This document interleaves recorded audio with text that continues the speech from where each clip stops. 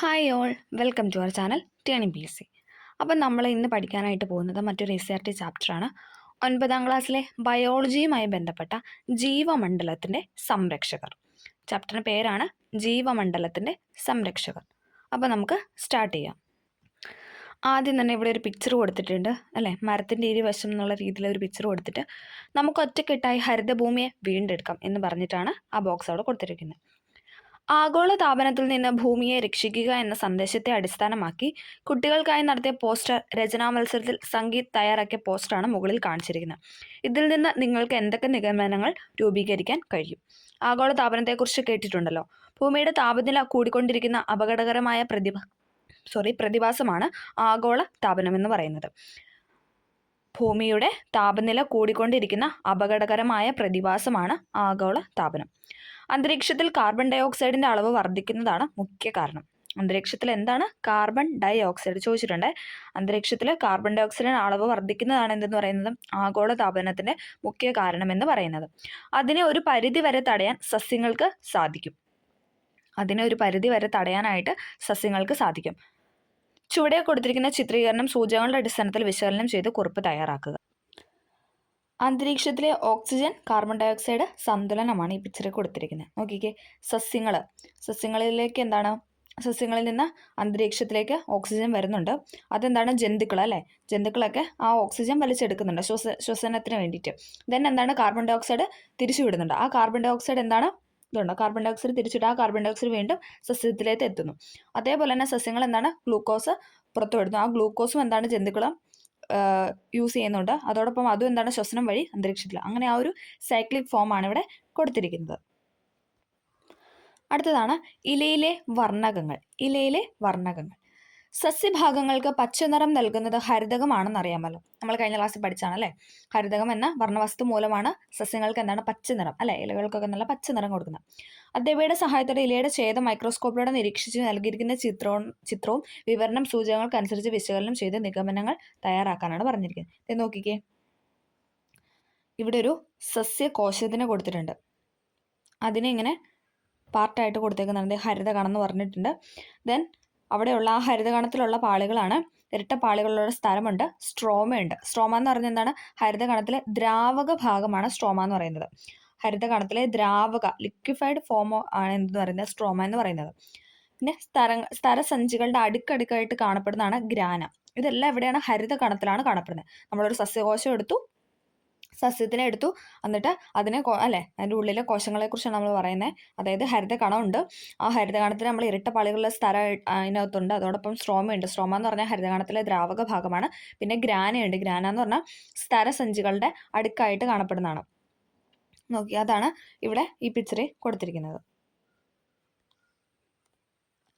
Okay, പ്രകാശ സംശ്ലേഷണം നടക്കുന്നത് ഹരിത കണങ്ങളിലാണ്. അതായത് പച്ച കളറുള്ള അല്ലേ ആ ഒരു ഇലകളിലൊക്കെയാണ് എന്തെന്ന് പറയുന്നത്? പ്രകാശ സംശ്ലേഷണം നടക്കുന്നത്. ഇലകളിൽ മാത്രമല്ല, എവിടെയൊക്കെ ഹരിത കണങ്ങളുണ്ടോ അവിടെയെല്ലാം പ്രകാശ സംശ്ലേഷണം നടക്കുന്നു. അതായത് പച്ച കളറുള്ള എല്ലായിടത്തും എന്താണ്? പ്രകാശ സംശ്ലേഷണം നടക്കുന്നു എന്നാണ് പറഞ്ഞു വെക്കുന്നത്. ഹരിതകണത്തിലെ ഗ്രാനകളിലാണ് സൂര്യപ്രകാശത്തെ ആഗിരണം ചെയ്യാനുള്ള വർണ്ണകങ്ങൾ കാണപ്പെടുന്നത്. അതേ നോക്കിക്കേ, നമ്മൾ കണ്ടല്ലേ, സ്തരസഞ്ചികളിൽ അടുക്കായിട്ടുള്ള കാണപ്പെടുന്ന ഭാഗമാണ് ഗ്രാന. അവിടെയാണ് എന്തെന്ന് പറയുന്നത്? സൂര്യപ്രകാശത്തെ ആഗിരണം ചെയ്യാൻ കഴിവുള്ള വർണ്ണകങ്ങൾ കാണപ്പെടുന്നത്. ഹരിതകം എ, ഹരിതകം ബി, കരോട്ടിൻ, സാന്തോഫിൽ എന്നീ വർണ്ണകങ്ങളാണ് ഗ്രാനയിലുള്ളത്. അപ്പോൾ ഗ്രാനയിലുള്ള വർണ്ണകങ്ങളാണ് പറയുന്നത്. ഹരിതകമുണ്ട്, ക്ലോറോഫിൽ എ. ഹരിതകം ബി എന്ന് പറഞ്ഞാൽ ക്ലോറോഫിൽ ബി. ദെൻ കരോട്ടിൻ ഉണ്ട്, സാന്തോഫിൽ ഉണ്ട്. ഈ വർണ്ണകങ്ങൾക്കെല്ലാം പ്രകാശത്തെ ആഗിരണം ചെയ്യാനായിട്ട് കഴിയും. എന്നാൽ ഹരിതകം എയ്ക്ക് മാത്രമേ പ്രകാശ സംശ്ലേഷണത്തിൽ നേരിട്ട് പങ്കെടുക്കാൻ സാധിക്കൂ. ഇത് പഠിച്ചാണ്. കാരണം എന്താണെന്ന് വെച്ചാൽ സ്റ്റേറ്റ്മെൻ്റ് ആയിട്ട് വന്നു കഴിഞ്ഞാൽ നമുക്കത് മാറിപ്പോകാതിരിക്കാൻ വേണ്ടിയിട്ട് ഈ ഒരു സെൻറ്റൻസ് പഠിക്കാം. ഇവർക്കെല്ലാവർക്കും ഹരിതകം A, B, then carotene, xanthophyll ഇവർക്കെല്ലാവർക്കും എന്താണ്? പ്രകാശത്തെ ആഗിരണം ചെയ്യാൻ കഴിവുണ്ട്. പക്ഷേ പ്രകാശ സംശ്ലേഷണം നേരിട്ട് ഏർപ്പെടാൻ കഴിയുന്ന ഒറ്റ വർണ്ണകമേ ഉള്ളൂ. അതെന്ന് പറയുന്നത് ഹരിതകം എ ആണ്. ഓക്കെ, ക്ലോറോഫിൽ എ ആണ്. മറ്റു വർണ്ണകങ്ങൾ പ്രകാശത്തെ ആഗിരണം ചെയ്ത് ഹരിതകം എയിലേക്ക് കൈമാറുന്നു. മറ്റു വർണ്ണകങ്ങൾ എന്താ ചെയ്യുന്നത്? ബാക്കി നമ്മൾ പറഞ്ഞു എല്ലാവരും എന്താ പ്രകാശത്തെ ആഗിരണം ചെയ്യുന്നുണ്ടെന്ന് പറഞ്ഞു. ബാക്കി ചെയ്യുന്ന എല്ലാ പ്രകാശത്തിനെയും കൂടെ എന്താണ്? ഹരിതകം എയിലോട്ട് കൊടുക്കുന്നു. അതിനാൽ ഇവയെ സഹായക വർണ്ണങ്ങൾ അഥവാ ആക്സസറി പിഗ്മെന്റ്സ് എന്ന് വിളിക്കുന്നു. അപ്പം ക്ലോറോഫിൽ ബി അഥവാ ഹരിതകം ബിയെ കരോട്ടിൻ സാന്തോഫിലിനൊക്കെ നമ്മൾ വിളിക്കുന്നതാണ് ആക്സസറി പിഗ്മെന്റ്സ് എന്ന്. കാരണം എന്താണ്, ഇവരെ എനെ ഹെൽപ്പ് ചെയ്യാണ്. കാരണം പ്രകാശത്തിനെ എടുത്തിട്ട് ആഗിരണം ചെയ്തിട്ട് എന്താണ് കൈമാറുകയാണ് ചെയ്യുന്നത്. ക്ലോറോഫിൽ എ അഥവാ ഹരിതകം എയിലോട്ട് കൈമാറുന്നു. അതുകൊണ്ട് തന്നെ ആ കൈമാറുന്നവരെ നമ്മൾ, അതായത് ക്ലോറോഫിൽ ബി, കരോട്ടിൻ, സാന്തോഫിൽ, ഇവരെ നമ്മൾ ആക്സസറി പിഗ്മെന്റ്സ് അഥവാ സഹായക വർണ്ണകങ്ങൾ എന്ന് വിളിക്കുന്നു. ഓക്കെ, ഒന്നും കൂടെ പറയാം. പ്രകാശ സംശ്ലേഷണം നടക്കുന്ന ഹരിത കണങ്ങളാണ്. ഇലകളിൽ മാത്രമല്ല, എവിടെയൊക്കെ ഹരിത കണങ്ങളുണ്ടോ അവിടെയെല്ലാം പ്രകാശ സംശ്ലേഷണം നടക്കുന്നു. ഹരിതകണത്തിലെ ഗ്രാനകളിലാണ് സൂര്യപ്രകാശത്തെ ആഗിരണം ചെയ്യാൻ കഴിവുള്ള വർണ്ണകങ്ങൾ കാണപ്പെടുന്നത്. ഹരിതകം എ, ഹരിതകം ബി, കരോട്ടിൻ, സാന്തോഫിൽ എന്നീ വർണ്ണകങ്ങളാണ് ഗ്രാനയിലുള്ളത്. ഈ വർണ്ണകങ്ങൾക്കെല്ലാം പ്രകാശം ആഗിരണം ചെയ്യാൻ കഴിവുണ്ട്. എന്നാൽ ഹരിതകം എക്ക് മാത്രമേ എന്താണ് പ്രകാശ സംശ്ലേഷണത്തിൽ നേരിട്ട് പങ്കെടുക്കാനായിട്ട് സാധിക്കൂ. മറ്റു വർണ്ണകങ്ങൾ പ്രകാശത്തെ ആഗിരണം ചെയ്ത് എന്താണ് ഹരിതകം എയിലേക്ക് കൈമാറുന്നു. അതിനാൽ ഇവയെ സഹായക വർണ്ണകങ്ങൾ അഥവാ ആക്സസറി പിഗ്മെന്റ്സ് എന്ന് വിളിക്കുന്നു. ക്ലിയർ ആയെന്ന് പ്രതീക്ഷിക്കുന്നു. ഇനി നമ്മൾ അടുത്ത് പറയാനായിട്ട് പോകുന്നത് പ്രകാശ സംശ്ലേഷണത്തിൻ്റെ രസതന്ത്രമാണ്. പ്രകാശ സംശ്ലേഷണത്തിൻ്റെ രസതന്ത്രം. ഇത് എവിടെ ഒരു ഫ്ലോ ചാർട്ട് കൊടുത്തിട്ട് നമുക്ക് നോക്കാം. നമ്മൾ പറഞ്ഞു ഹരിതകണത്തിൽ ഗ്രാനയിലുള്ളൊരു സ്ട്രോമയിൽ ഉണ്ടെന്ന് പറഞ്ഞല്ലേ. അപ്പോൾ ആ ഒരു ഡിഫറൻസിയേഷനാണ് നോക്കുന്നത്. ഗ്രാനയിൽ പ്രകാശഘട്ടം, സ്ട്രോമയിലാണ് ഇരുണ്ട ഘട്ടമാണ്. ഗ്രാനയിൽ നമ്മൾ പറഞ്ഞല്ലേ, ഗ്രാനയിൽ വെച്ചിട്ടാണ് പ്രകാശ സംശ്ലേഷണം നടക്കുന്നത്. അപ്പോൾ പ്രകാശഘട്ടം എന്നുള്ള അങ്ങനെ ഒന്ന് കണക്ട് ചെയ്യുക. പ്രകാശഘട്ടത്തിലായതുകൊണ്ട് തന്നെ എന്താണ് അവർ പ്രകാശം ഉപയോഗിക്കുന്നു. ജലം വിഘടിച്ച് ഓക്സിജൻ പുറന്തള്ളപ്പെടുന്നു. ജലം നമുക്കറിയാം H2O എന്ന് പറയുന്നതാണ് ജലം അല്ലേ. രസതന്ത്രത്തിൻ്റെ ആ ഒരു ഫോമിലാണല്ലോ നമ്മൾ പറയുന്നത്. അപ്പോൾ H2O എന്ന് പറയുന്നതാണ് ജലം എന്ന് പറയുന്നത്. അത് വിഘടിച്ച് ഓക്സിജൻ പുറന്തള്ളപ്പെടുന്നു. അപ്പം ഹൈഡ്രജനും ഓക്സിജനും ഉണ്ട്. അതിൽ ഓക്സിജൻ പുറന്തള്ളപ്പെടുന്നു. ഹൈഡ്രജൻ സ്ട്രോമയിൽ എത്തുന്നു. ഗ്രാനയിൽ നിന്ന് എന്താണ് ഹൈഡ്രജൻ സ്ട്രോമയിൽ എത്തുന്നു. ജലം വിഘടിച്ച് ഓക്സിജനെ പുറത്തേക്ക് വിടുന്നു അല്ലെ. നമ്മളെ ശ്വസിക്കുന്നു എന്ന് കണക്ട് ചെയ്താൽ മതി. പ്രകാശ സംശ്ലേഷണത്തിലൂടെ ഓക്സിജൻ പുറത്ത് വിടുമ്പോഴാണല്ലോ നമുക്ക് അത് കിട്ടുന്നത്. അത് പകൽ സമയത്താണ് പ്രകാശ സംശ്ലേഷണം നടക്കുന്നത്. ഓക്കെ, അപ്പോൾ അത് പ്രകാശം ഉപയോഗിക്കുന്നുണ്ട്. അതോടൊപ്പം ജലം വിഘടിച്ച് ഓക്സിജൻ പുറന്തള്ളപ്പെടുന്നു. ഹൈഡ്രജൻ സ്ട്രോമയിൽ എത്തുന്നു. പ്രകാശോർജ്ജം രാസോർജ്ജമാക്കി ATPയിൽ സംഭരിക്കുന്നു. പ്രകാശോർജ്ജം എന്താണ് രാസോർജ്ജമാക്കിയിട്ട് ATPയിൽ സംഭരിക്കുന്നു. ഇനി നമ്മൾ പറയാൻ പോകുന്നത് സ്ട്രോമയാണ്. സ്ട്രോമ എന്താണ്? ഇരുണ്ട ഘട്ടമാണ്. ഇരുണ്ട ഘട്ടം. പ്രകാശം അവിടെ ഉപയോഗിക്കുന്നില്ല. ATPയിലെ ഊർജ്ജം ഉപയോഗിച്ച് ഹൈഡ്രജനെ കാർബൺ ഡൈ ഓക്സൈഡുമായി ചേർത്ത് ഗ്ലൂക്കോസ് നിർമ്മിക്കുന്നു. നമ്മൾ പറഞ്ഞു ജലം വിഘടിച്ച് ഓക്സിജൻ പുറന്തള്ളപ്പെടുന്നു, ദെൻ ഹൈഡ്രജൻ സ്ട്രോമയിലേക്ക് എത്തുന്നു പറഞ്ഞു. ആ സ്ട്രോമയിലുള്ള ഹൈഡ്രജനും ദെൻ കാർബൺ ഡൈ ഓക്സൈഡാണ് ഓക്സിജൻ സസ്യങ്ങളെ വലിച്ചെടുക്കുന്നത് അല്ലേ. അപ്പം എന്താണ് ആ കാർബൺ ഡൈ ഓക്സൈഡ് ചേർത്ത, കാരണം പ്രകാശ സംശ്ലേഷണ സമയത്താണ് ഈ ഓക്സിജൻ സസ്യങ്ങൾ പുറത്തുവിടുന്നത്. അത് നമുക്ക് ശ്വസിക്കാനായിട്ട്. ഇനി ഇരുണ്ട ഘട്ടം, ആ ഒരു പ്രോസസ്സ്, അതായത് പ്രകാശ സംശ്ലേഷണ ശേഷം എന്താണ് ഈ കാർബൺ ഡൈ ഓക്സൈഡ് ആണ് സസ്യങ്ങളും പുറത്തുവിടുന്നത്. അവരും ഓക്സിജൻ തന്നെയാണ് ശ്വസിച്ച് കാർബൺ ഡൈ ഓക്സൈഡ് പുറത്തുവിടുന്നത്. അപ്പോൾ ആ കാർബൺ ഡൈ ഓക്സൈഡിനെയും ഈ ഹൈഡ്രജനെയും കൂടെ ചേർത്ത് അവർ ഗ്ലൂക്കോസ് നിർമ്മിക്കുന്നു എന്നാണ് സ്ട്രോമയിൽ പറയുന്നത്. ക്ലിയർ ആയെന്ന് പ്രതീക്ഷിക്കുന്നു. ഹരിതകണത്തിലെ 2 ഘട്ടമുണ്ട്, ഗ്രാനയും സ്ട്രോമയും. പ്രകാശഘട്ടമാണ് ഗ്രാന എന്ന് പറയുന്നത്. പ്രകാശം അവിടെ ഉപയോഗിക്കുന്നുണ്ട്. എന്നിട്ട് ജലം വിഘടിച്ച് എന്താണ് ഓക്സിജനെ പുറന്തള്ളി ഹൈഡ്രജൻ സ്ട്രോമയിലേക്ക് വിടുന്നു. പ്രകാശോർജ്ജം രാസോർജ്ജമാക്കി ATPയിൽ സംഭരിക്കുന്നു. ഇനി എന്താണ് ഇരുണ്ട ഘട്ടം അഥവാ സ്ട്രോമയിലെ കാര്യമാണ് പറയുന്നത്. അവിടെ എന്താണ് പ്രകാശം ഉപയോഗിക്കുന്നില്ല. ഇരുണ്ട ഘട്ടമായതുകൊണ്ട് തന്നെ അങ്ങനെ കണക്ട് ചെയ്യുക. പ്രകാശം ഉപയോഗിക്കുന്നില്ല എന്ന് കണക്ട് ചെയ്യുക. ദെൻ നമ്മൾ പറഞ്ഞു ഹൈഡ്രജൻ വിട്ടിട്ടുണ്ട്, സ്ട്രോമയിലോട്ട് അയച്ചിട്ടുണ്ട്. അപ്പോൾ അതെന്താണ് ATPയിൽ ഊർജ്ജം ഉപയോഗിച്ച് ഹൈഡ്രജനെയും പിന്നെ എന്താണ് കാർബൺ ഡൈ ഓക്സൈഡിനെയും കൂടെ ചേർത്ത് ഗ്ലൂക്കോസ് നിർമ്മിക്കുന്നു. പ്രകാശഘട്ടത്തിൻ്റെ തുടർച്ചയായാണ് ഇരുണ്ട ഘട്ടം നടക്കുന്നത് അല്ലേ. പ്രകാശം ഉള്ളപ്പോഴാണ് പ്രകാശഘട്ടം നടക്കുന്നത്. ദെൻ അത് തീർന്നു കഴിയുമ്പോൾ, പ്രകാശം മാറി കഴിയുമ്പോൾ എന്താണ് ഇരുണ്ട ഘട്ടത്തിലോട്ട് കടക്കുന്നു. ഇരുണ്ട ഘട്ടത്തിൽ നടക്കുന്ന ചാക്രിക രാസപ്രവർത്തനങ്ങൾ കണ്ടെത്തിയത് മെൽവിൻ കാൽവിൻ എന്ന ശാസ്ത്രജ്ഞനാണ്. ഇരുണ്ട ഘട്ടത്തിൽ നടക്കുന്ന ചാക്രിക രാസപ്രവർത്തനങ്ങൾ കണ്ടെത്തിയത് മെൽവിൻ കാൽവിൻ എന്ന ശാസ്ത്രജ്ഞനാണ്. പുതിയ ടെക്സ്റ്റ് ആയതുകൊണ്ട് തന്നെ ഈ ഫാക്റ്റൊക്കെ ഇനി ചോദിക്കാം. കാരണം ഇത് 2024 എഡിഷൻ 10ാം ക്ലാസ്സിലെ ടെക്സ്റ്റ് ആയതുകൊണ്ട് തന്നെ ഇനി വരുന്ന ക്വസ്റ്റ്യൻ പേപ്പറിലൊക്കെ നമുക്കിത് പ്രതീക്ഷിക്കാവുന്ന ക്വസ്റ്റ്യനാണ്. ഇരുണ്ട ഘട്ടത്തിൽ നടക്കുന്ന ചാക്രിക രാസപ്രവർത്തനങ്ങൾ കണ്ടെത്തിയത് മെൽവിൻ കാൽവിൻ. ആ പേര് തന്നെ ഒരു കണക്ഷൻ ഉണ്ട്, മെൽവിൻ കാൽവിൻ എന്ന ശാസ്ത്രജ്ഞനാണ്. അതിനാൽ ഇത് കാൽവിൻ ചക്രം എന്നറിയപ്പെടുന്നു. ഈ കണ്ടെത്തലിന് അദ്ദേഹത്തിന് 1961 നൊബേൽ സമ്മാനം ലഭിച്ചിട്ടുണ്ട്. അപ്പം മെൽവിൻ കാൽവിൻ എന്താണ് ഈ ഇരുണ്ട ഘട്ടത്തിൽ നടക്കുന്ന ചാക്രിക രാസപ്രവർത്തനങ്ങൾ കണ്ടെത്തിയതിനെ തുടർന്ന് അദ്ദേഹത്തിന് 1961 നൊബേൽ സമ്മാനം ലഭിച്ചിട്ടുണ്ട്. പ്രകാശ സംശ്ലേഷണ പ്രക്രിയയിലെ രാസപ്രവർത്തനങ്ങൾ മനസ്സിലാക്കിയല്ലോ. അതിൻ്റെ അടിസ്ഥാനത്തിൽ ചുവടെ കൊടുത്തിരിക്കുന്ന ചിത്രീകരണം പൂർത്തീകരിക്കാനാണ് പറഞ്ഞിരിക്കുന്നത്. ഇനി ഇവിടെ ഒരു ബോക്സ് കൊടുത്തിട്ട് നമുക്ക് അതും കൂടെ ഒന്ന് നോക്കാം. ഊർജ നാണയങ്ങൾ. ജീവകോശങ്ങളിൽ ഉപാപചയ പ്രവർത്തനങ്ങൾ തുടർച്ചയായി നടക്കണമെങ്കിൽ ഊർജ്ജ ലഭ്യത ഉറപ്പാക്കേണ്ടതുണ്ട്. എന്താണ്? ജീവനുള്ള കോശങ്ങളിൽ ഉപാപചയ പ്രവർത്തനങ്ങൾ അല്ലെ, ഓരോ പ്രവർത്തനങ്ങളും തുടർച്ചയായിട്ട് നടക്കണമെങ്കിൽ അവിടെ എന്താണ്? ഒരു ഊർജ്ജ ലഭ്യത വേണം. ഊർജ്ജത്തിന്റെ നിരന്തര കൈമാറ്റത്തിന് ഉപയോഗിക്കുന്ന തന്മാത്രയാണ് ATP. ATPയുടെ ഫുൾ ഫോം ഒക്കെ ചോദിച്ചിട്ടുണ്ട്. Adenosine triphosphate. അഡിനോസിൻ ആണ് A എന്ന് പറയുന്നത്. ദെൻ ട്രൈയുടെ T, ദെൻ ഫോസ്ഫേറ്റിന്റെ P. അഡിനോസിൻ ട്രൈഫോസ്ഫേറ്റ് ആണ് ATP തന്മാത്ര അഥവാ ATP മോളിക്കൂൾ എന്ന് പറയുന്നത്. ATP തന്മാത്ര നമ്മളതിനെ വിഘടിപ്പിച്ച് അഡിനോസിൻ ഡൈഫോസ്ഫേറ്റ് ADP ഫോസ്ഫേറ്റുമായി മാറുമ്പോൾ സ്വതന്ത്രമാകുന്ന ഊർജം ഉപയോഗിച്ചാണ് ഉപാപചയ പ്രവർത്തനങ്ങൾ നടക്കുന്നത്. എന്താണ്? ATP തന്മാത്രയെ നമ്മൾ വിഘടിപ്പിച്ച് ADP എന്ന് പറഞ്ഞാൽ അഡിനോസിൻ ഡൈഫോസ്ഫേറ്റും പിന്നെ ഫോസ്ഫേറ്റ്, അഡിനോസിൻ ഡൈഫോസ്ഫേറ്റ്, ട്രൈഫോസ്ഫേറ്റ് അല്ല, 3 എണ്ണം ഉണ്ടല്ലോ, അതിനാൽ നമ്മൾ രണ്ടെണ്ണമായിട്ട് മാറ്റി. ഒരു ADP എന്ന് പറയുമ്പോൾ തന്നെ 2 ഫോസ്ഫേറ്റ് ആണ്, ഡൈഫോസ്ഫേറ്റ് ആണ്. അപ്പോൾ ഒരു ഫോസ്ഫേറ്റ് മിച്ചമുണ്ട്. അടുത്ത് ഒരു ഫോസ്ഫേറ്റും കൂടെ ചേർമ്പോൾ അത് മൊത്തം 3 ആയല്ലോ. അപ്പോൾ ആ ഒരു കണക്ഷൻ ഓർക്കുക. ADP അഡിനോസിൻ ഡൈഫോസ്ഫേറ്റും പിന്നെ ഫോസ്ഫേറ്റും. അപ്പോൾ എന്താണ്? മൊത്തം ADP എന്ന് പറയുമ്പോൾ ATP ആയില്ലേ, ട്രൈ ആയില്ലേ. അപ്പോൾ അതങ്ങനെ വിഘടിപ്പിക്കുകയാണ്. രണ്ടായിട്ട് വിഘടിപ്പിക്കണമല്ലോ. അപ്പോൾ അതാണ് അഡിനോസിൻ ഡൈഫോസ്ഫേറ്റ് പിന്നെ ഫോസ്ഫേറ്റുമായി മാറുമ്പോൾ സ്വതന്ത്രമാകുന്ന ഊർജ്ജം ഉപയോഗിച്ചാണ് ഉപാപചയ പ്രവർത്തനങ്ങൾ നടക്കുന്നത്. ADP ഊർജ്ജം സംഭരിച്ച് വീണ്ടും ATP ആയി തീരും. അപ്പോൾ ADP എന്താണ്? അഡിനോസിൻ ഡൈഫോസ്ഫേറ്റ് വീണ്ടും ഊർജ്ജം സംഭരിക്കും. അപ്പോൾ അതാണ് ട്രൈഫോസ്ഫേറ്റ് ആയി മാറും. ഇങ്ങനെ ഊർജ്ജവിനിമയം നടത്തുന്നത് കൊണ്ട് ATP കോശത്തിന് ഊർജ്ജ നാണയം എന്നറിയപ്പെടും. അപ്പോൾ ഇങ്ങനെ അല്ലെ, ഉപാപചയ പ്രവർത്തനം ഊർജ്ജം കൊടുക്കുന്നു. അങ്ങനെ ആ ഒരു സൈക്ലിക് ഇങ്ങനെ നടക്കുന്നതുകൊണ്ട് തന്നെ അതിനെ നമ്മൾ ഊർജ്ജ നാണയം എന്ന് പറയപ്പെടുന്നു. ഓക്കെ, ഒന്നുകൂടെ പറയാം. ജീവകോശങ്ങളിൽ ഉപാപചയ പ്രവർത്തനങ്ങൾ തുടർച്ചയായി നടക്കണമെങ്കിൽ ഊർജ്ജ ലഭ്യത ഉറപ്പാക്കേണ്ടതുണ്ട്. ഊർജ്ജത്തിന്റെ നിരന്തര കൈമാറ്റത്തിന് ഉപയോഗിക്കുന്ന തന്മാത്രയാണ് ATP അഡിനോസിൻ ട്രൈഫോസ്ഫേറ്റ്. ട്രൈ എന്ന് പറഞ്ഞാൽ 3 അല്ലേ, ട്രൈഫോസ്ഫേറ്റ്. ഇനി നമ്മൾ അഡിനോസിൻ ട്രൈഫോസ്ഫേറ്റിനെ വിഘടിപ്പിച്ചു, രണ്ടും ഒന്നായിട്ട് വിഘടിപ്പിച്ചു. ADP അഡിനോസിൻ ഡൈഫോസ്ഫേറ്റും പിന്നെ ഫോസ്ഫേറ്റുമായി മാറുമ്പോൾ സ്വതന്ത്രമാകുന്ന ഊർജ്ജം ഉപയോഗിച്ചാണ് ഉപാപചയ പ്രവർത്തനം നടക്കുന്നത്.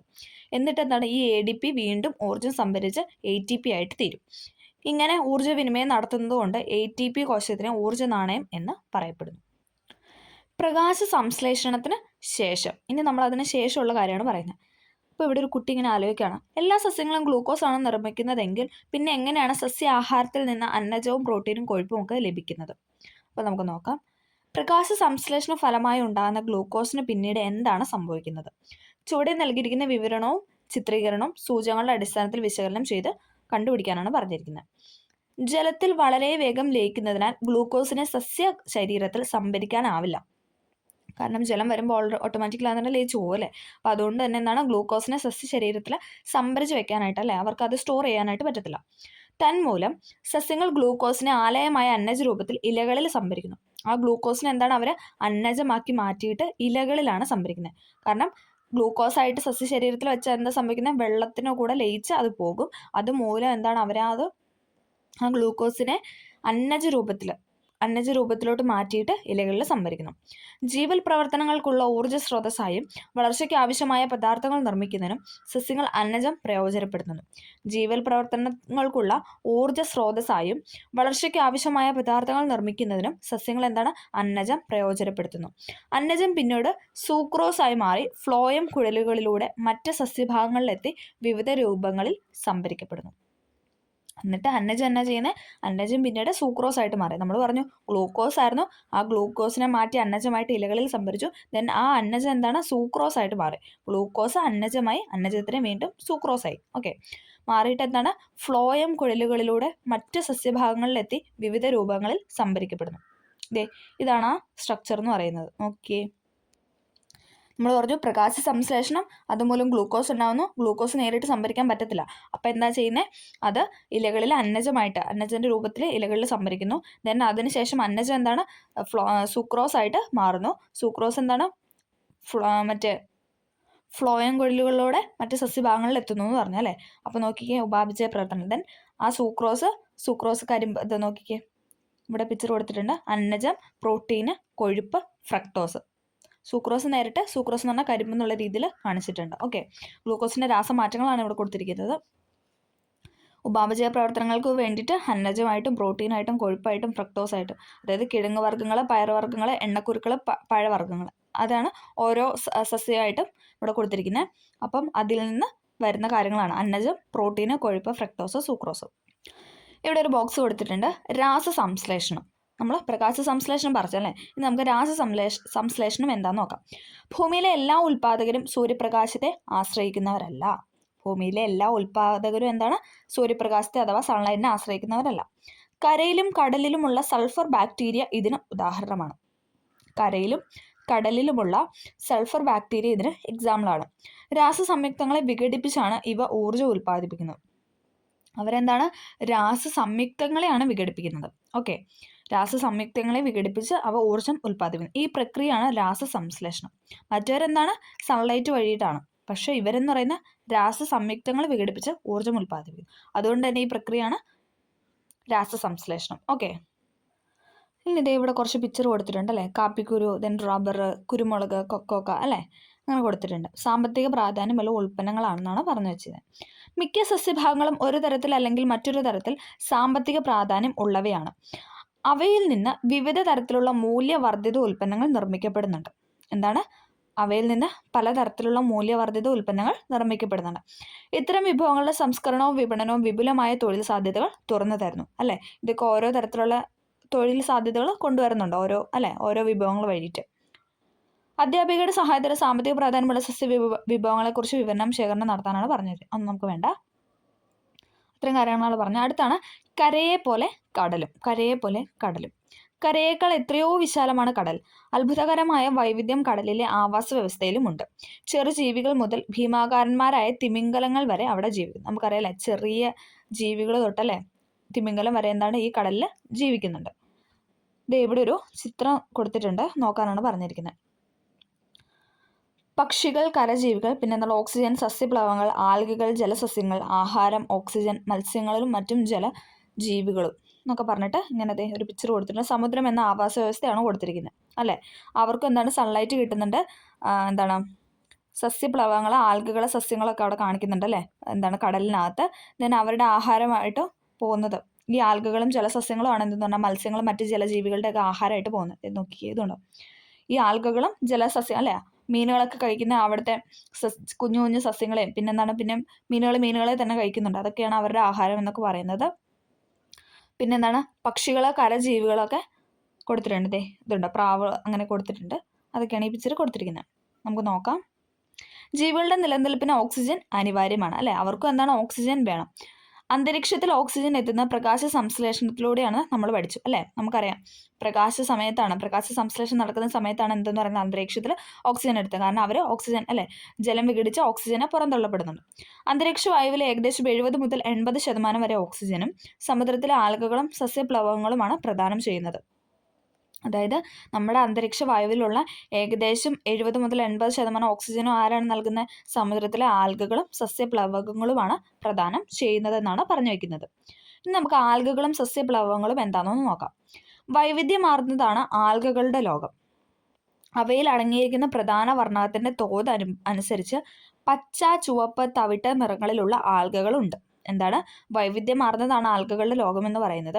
അവയിൽ അടങ്ങിയിരിക്കുന്ന പ്രധാന വർണ്ണകത്തിൻ്റെ തോത് അനുസരിച്ച് പച്ച, ചുവപ്പ്, തവിട്ട് നിറങ്ങളിലുള്ള ആൽഗകളുണ്ട്. വലുപ്പത്തിലുമുണ്ട് വൈവിധ്യം.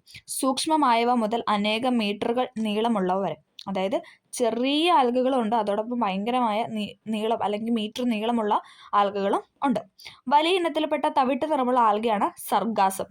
വിവരിക്കുവാണ്, ഇമ്പോർട്ടൻ്റ് ആണ്. വലിയ ഇനത്തിൽപ്പെട്ട തവിട്ട് നിറമുള്ള ആൽഗകളെയാണ് സർഗാസം എന്ന് പറയുന്നത്. വലിയ ഇനത്തിൽപ്പെട്ട തവിട്ട് നിറമുള്ള ആൽഗയാണ് സർഗാസം.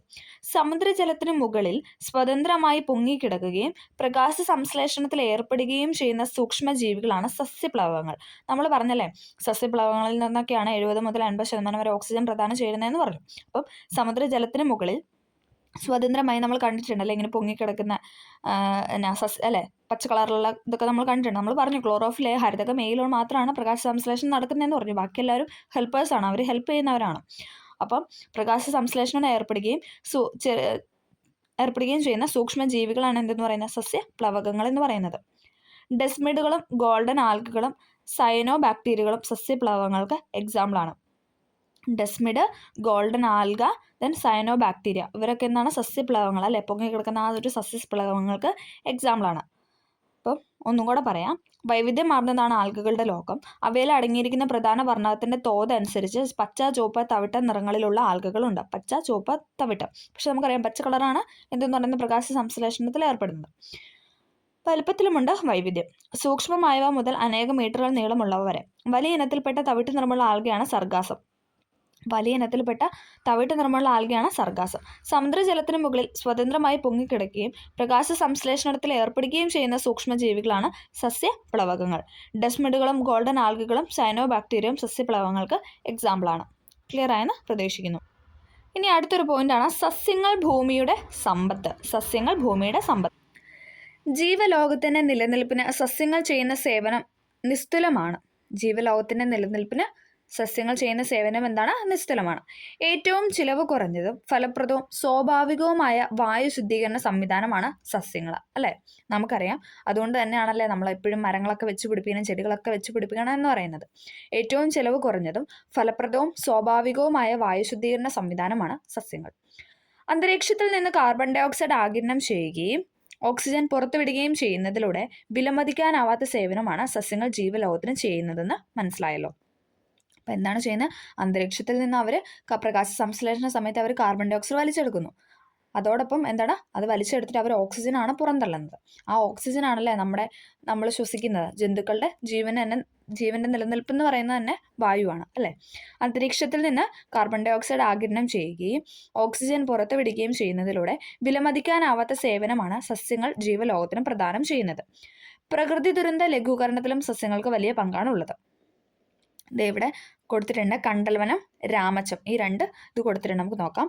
കണ്ടൽവനങ്ങൾ സുനാമിയെ ഒരു പരിധി വരെ തടയുന്നു, അല്ലേ? അത്രയും നല്ല കാട് പോലെ അല്ലേ, നല്ല ടൈറ്റായിട്ട് ഇങ്ങനെ പിടിച്ച് നിൽക്കുവാണ്, അല്ലേ?